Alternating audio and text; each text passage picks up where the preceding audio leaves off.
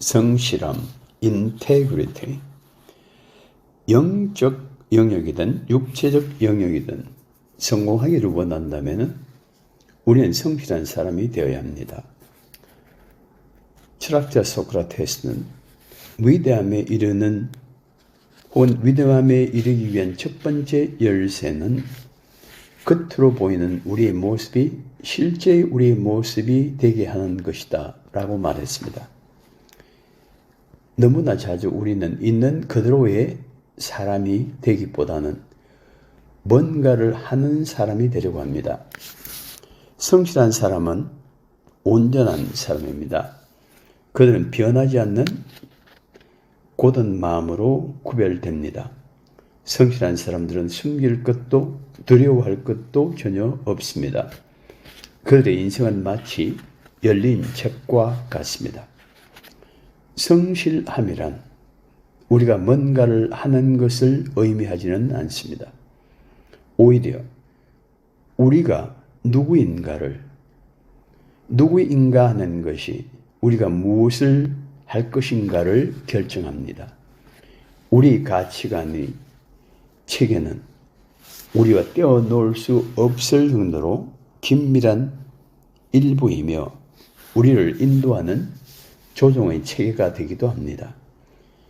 이 체계가, 이 시스템이 우리 삶의 우선순위를 결정하며 수용할 것과 거부할 것을 판단하는 것입니다. 우리 모두는 아무도 피할 수 없는 상반된 욕구를 가지고 있습니다. 성실은 이것들 중 어느 것이 이길 것인가를 결정하는 요인입니다. 우리는 매일 하기를 원하는 것과 해야 할 것들 그 사이에서 결단을 요구하는 상황들로 고민하게 됩니다. 성실함은 우리가 말하고 생각하고 행하는 것들에 영향을 끼칩니다. 첫째, 성실함은 성공적 삶을 위한 열쇠입니다. 사람들이 배우는 것들 중 89%가 우리가 눈으로 보는 것으로부터 10%는 우리가 듣는 것으로부터 그리고 나머지 1%는 우리의 감각으로부터 옵니다. 따라서 사람들이 그들의 지도자가 말과 행동에 있어서 일관성을 유지하는 것을 더 많이 보고 더 많이 들을수록 그들의 일관성과 성실함 또는 커질 것이라는 것을 쉽게 이해가 됩니다. 그들은 듣는 것을 이해하고 보는 것을 믿게 된다는 것입니다. 에머슨은 모든 위대한 제도는 한 인간의 연장된 그림자라고 말했습니다. 그의 성품이 그가 속한 단체의 성격을 결정한다는 말씀입니다. 그리고 윌 로저스는 사람들의 마음은 논쟁이 아니라 관찰을 통해서 변화된다라고 말했습니다. 사람들은 그들이 보는 것을 행하게 됩니다. 최근 한 설문조사에 응답한 1,300명의 최고 경영자, 즉 CEO들에 따르면 성실함이 4대 성공을 위해서 가장 필수적인 조건이다 라고 말했습니다. 71%가 경영자의 효율성을 높이는 영향을 미치는 16가지 목록 중에 가장 최고의 우선순위에 이 성실함을 두었습니다. 독일에서 자란 한 유대인 소년이 자신의 아버지에 대해 깊은 존경심을 가지고 있었습니다. 그의 아버지는 믿음 생활을 잘하고 있었고 성실하게 가족들을 유대인 회당으로 데리고 갔습니다. 그러나 이 소년이 10대에 이르렀을 때 그의 가족은 독일에 있는 다른 도시로 이사를 가야 했고 새로 이사간 동네에서는 회당이 없고 루트란 교회 하나가 있었습니다. 그곳 공동체의 삶은 거기에 있는 루트 교회와 직결되어 있었고 모든 고위 인사들도 그 교회에 속해 있었습니다. 어느 날 갑자기 그 소년의 아버지가 가족들에게 유대인의 전통을 버리고 루터 교회에 가야 한다고 선언하였습니다. 놀란 가족들이 이유를 묻자 아버지는 자신의 사업상 그게 좋을 것 같다라고 설명해 주었습니다.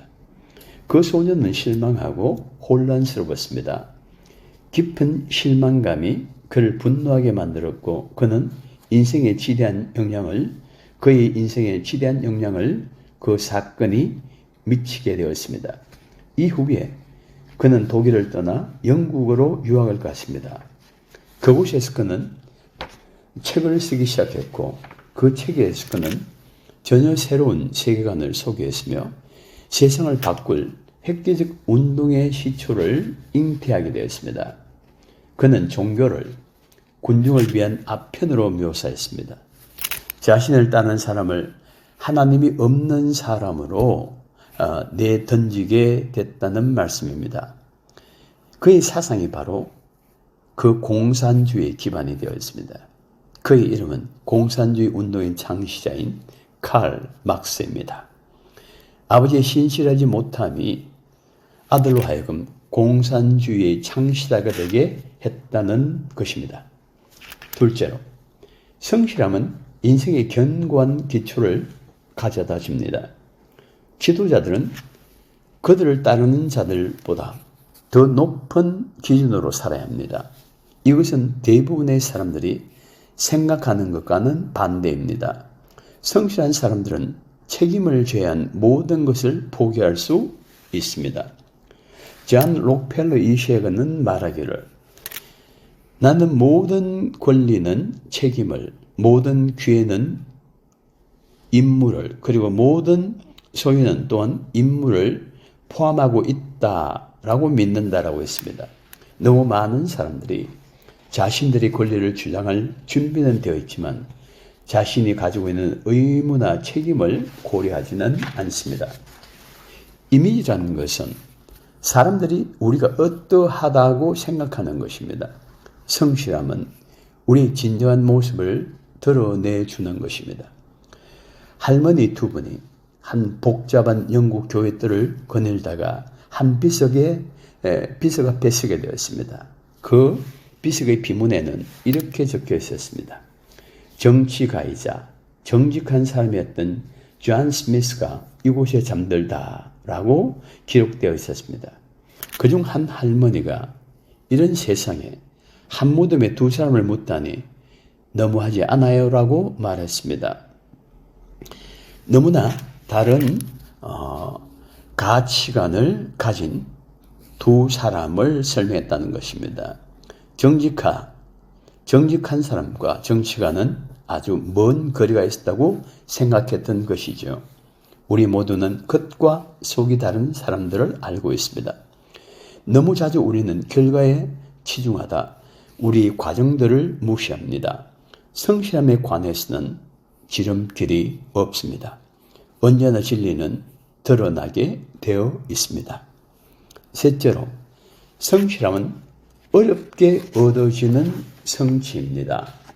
슬프게도 이러한 성실함을 개발시키려는 사람이 별로 많이 없습니다. 우리는 본보기를 따르고자 하지만 모방할 가치가 있는 지도자 또한 많지 않습니다. 유명한 빌리 그레엄 목사님은 성실함은 우리의 삶을 하나로 붙여주는 악교이다 라고 말했습니다. 우리는 끊임없이 성실함을 유지하도록 노력해야 합니다. 누군가가 이렇게 말했습니다.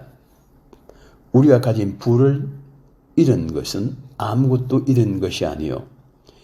우리가 건강을 잃은 것은 우리의 일부를 잃은 것이며 우리의 인격을 잃은 것은 우리가 가진 모든 것을 잃은 것이다 라고 말했습니다.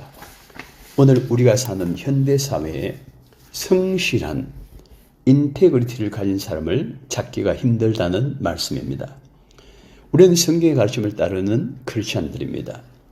누구보다도 더 성실하고 누구보다 더 정직하게 하나님의 말씀을 따르는 아름다운 인생을 살아야 할 것입니다.